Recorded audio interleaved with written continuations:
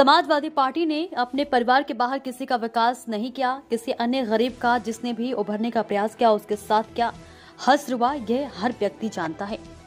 एक नया रहस्य मैं आपको बता रहा हूँ। यह जेपी का समाजवाद नहीं है, यह डॉक्टर लोहिया का भी समाजवाद नहीं है। चाचा शिवपाल को स्वयं डॉक्टर लोहिया के बारे में लिखते हैं, उनको खुद नहीं मालूम होता है कि वह क्या लिख रहे हैं। ये समाजवाद के जो अलग अलग ब्रांड है वह एक ही खानदान में भी देखे जा सकते हैं। शिवपाल यादव का जो समाजवाद है वह जिसके लाठी उसकी भैंस लठैत समाजवाद है। इनका प्रोफेसर रामगोपाल यादव का समाजवाद वह पूंजीवाद में बदल गया है। सब धरती गोपाल की नोएडा से लेकर के फिरोजाबाद तक जो भी धरती दिखाई देती है समाजवादी पार्टी की सरकार में, उस जमीन को उन्होंने या उनके शागिर्दों ने हथियाने में कोई गुरेज नहीं की। और अखिलेश जी का समाजवाद अवसरवादी समाजवाद है। आप सब जानते हैं कि शिवपाल सिंह यादव के साथ क्या हुआ। पिछली बार तो जसवंत नगर नेताजी के कारण मिल गई, लेकिन इस बार वह भी नहीं मिलने वाली है। योगी ने जनता से भाजपा प्रत्याशी रघुराज सिंह शाके के समर्थन में वोट करने की अपील की है।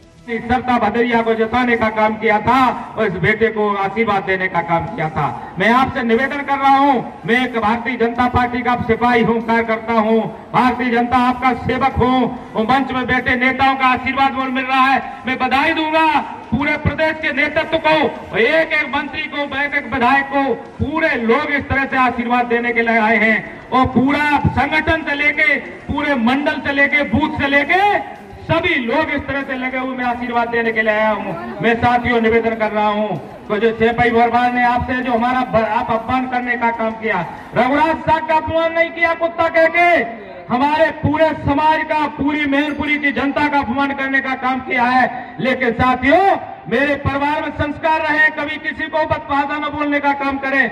मेरे परिवार ने कुर्बानी देने का काम किया है। मैं आपसे निवेदन कर रहा हूं, इसका बदला आप 5 तारीख को कमल का काम करेगा। कभी आपका सम्मान नहीं गिरने देगा। जब आपका सम्मान का सवाल आएगा, रघुराज सिंह साख सबसे पहले आगे आप खड़ा होकर आपकी लड़ाई लड़ने का काम करेगा। मैं आज सबके चरणों को, जो हमारे बुजुर्ग हैं, महाराज जी को भी नमन कर रहा हूं और मंच को भी नमन कर रहा हूं, और जितने हमारे बुजुर्ग हैं उनके चरणों को नमन करने आया हूं, माताओं को चरणों को नमन करने आया हूं। अभी कहा था तो उनके पास रघुराज पत्रकार साथी खेले रहे, रघुराज साख वो बड़े घराने की बहू है, वो पैसा बहुत है। मैंने कहा वो पैसे में आगे हो सकती हैं, पैसा बांट रही हैं, लेकिन रघुराज साख पैर छूने में सबसे आगे, पैर छूने में मैं कोई पीछे नहीं कर सकता। तो मैं आपसे चरण छूकर, पैर छूकर ये निवेदन कर रहा हूं कि जो रघुराज साहब का अपमान करने का काम कर रहे हैं, वो 5 तारीख को कमल का बटन बदल कर इस सेवे को आशीर्वाद दे देना। आपका बेटा आपका सम्मान की रक्षा करने का काम, और आदमी मोदी जी का दिल्ली में सम्मान बढ़ाने का काम करेगा, महाराज जी के सेवा में रहने का काम करेगा, आपके सम्मान की लड़ाई दिल्ली में रखने का काम करेगा, लोकसभा में आपकी वकालत करने का काम करेगा। आदमी मोदी से कहकर दिल्ली का खजाना हुआ था, हर व्यक्ति समझता है। पिछली बार तो कम से कम जसवंत नगर नेताजी के नाते मिल गई, अगली बार जसवंत नगर भी नहीं मिलने वाली है उनको, ये हर व्यक्ति जानता है। और जब भी समाजवादी पार्टी को चुनाव हारने होते हैं, 2 काम जरूर कर लेते हैं। एक तो बहाना कर लेते हैं, पहले से ही पृष्ठभूमि बांध लेते हैं कि साहब ईवीएम में गड़बड़ी है। अरे उसी ईवीएम में तो 2012 में आपकी सरकार बनी थी, उसी ईवीएम में इस प्रदेश में कई सांसद आपके जीते थे। कैसे आप आरोप लगाते हैं? कभी इलेक्शन कमीशन को दोषी ठहराने लगते हैं और कभी उसकी पृष्ठभूमि बांध करके अपने कारनामों को नहीं देखेंगे, कुछ न कुछ बहाना बनाएंगे। तो भाइयों बहनों, आज मैं आप सबसे कहना चाहूंगा, समाजवादी पार्टी के इस बहकावे में आने की आवश्यकता नहीं।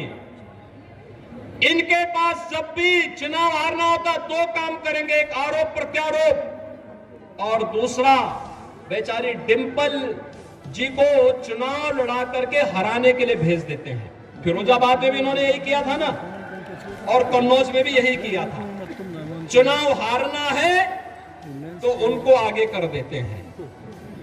इसलिए भाइयों बहनों, मैं आप सबसे कहने के लिए आया हूं, एक अवसर है आप सबके सामने।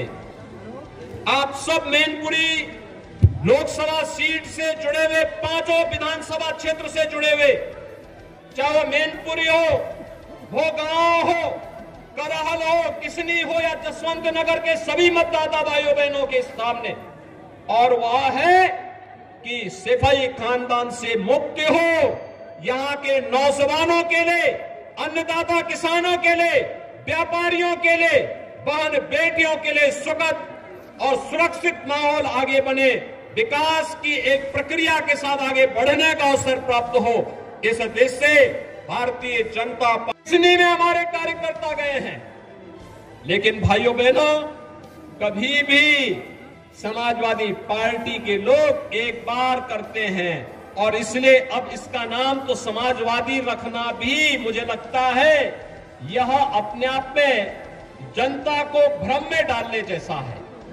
इन्होंने विकास कराया होगा, अपना किया है, अपने परिवार का किया है, अपने परिवार के बाहर किसी का नहीं किया है, किसी अन्य गरीब का जिसने भी उभरने का प्रयास किया उसके साथ क्या कुछ हुआ ये हर व्यक्ति जानता है।